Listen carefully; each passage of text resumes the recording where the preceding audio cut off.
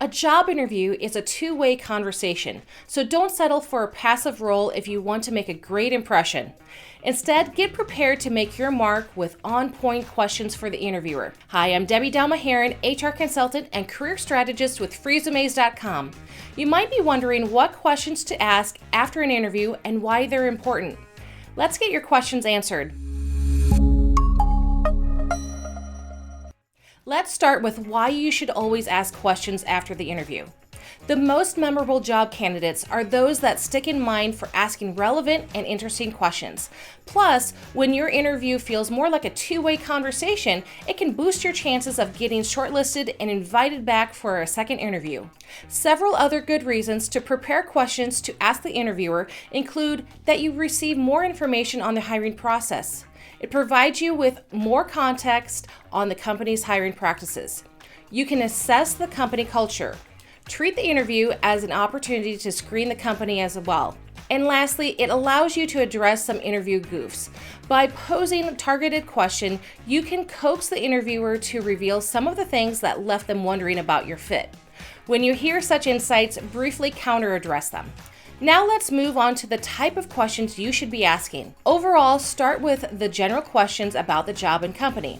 The answers you receive for your basic level questions should provide insight if the company is well organized and operates fairly. Should your interviewer react oddly or answer your questions with vague answers, then you may want to think again about joining that company. To make the most of the opportunity, prepare 3 buckets of questions to ask after an interview. The first is to address work environment. Even if you did some research on the company, you may still have some questions left. Next, make sure you are clear on the role and responsibilities. Ask about expectations around your performance. The last thing you want to do is go into the next round of interviews and then discover that the job isn't exactly what you expected. You can even ask some sneaky questions. Once you're done with the general ones, turn the conversation around and ask the manager about their doubts, concerns, or overall impression of you as a candidate. We'll show you how to frame these in this video. Now, onto the 8 follow-up questions to ask after an interview. Number 1, what are the day-to-day responsibilities that come with this role? This is a nice intro question to learn more about the company structure, schedule, and overall expectations extended towards all staff. Skip this one if you've already talked at length about your duties and responsibilities during the interview. 2, who will I be working with? You will learn about your teammates or coworkers and who your leaders will be. Understanding how cross-functional the job is will give you an indication of how challenging the role may be. Number 3, what are the most challenging aspects of this role? This is a good question to ask if you will be expected to hit set deadlines or reach predetermined performance goals. Knowing that you will have some challenges thrown your way will keep you motivated if you like fast-paced workplaces. However, if the interviewer solely names factors such as long working hours or short deadlines, these may be code names for a broken work culture and weak organizational processes. 4, what do you like best about working for this company?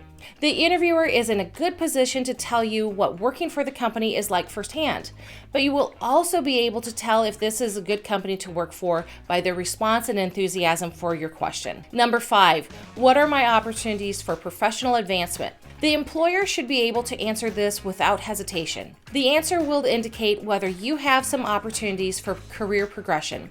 The employer should also realize that career progression is important, and if they want to improve their staff retention levels and keep hold of their most skilled employees, they need to be able to offer good career opportunities for their staff. 6, what is the employee turnover rates for this role? This question may be a bit forthcoming, but you have every right to know. High employee turnover obviously means that there's something wrong. Either the pay isn't competitive or the workplace culture may be toxic. If the interviewer deflects this question or fails to provide an adequate explanation for high turnover, treat it as a red flag. Now, if you don't feel comfortable with that question, here's a softer version. Why are you hiring externally for this role? This will prompt the interviewer to talk about what happened to the previous person or why they are not considering an internal candidate.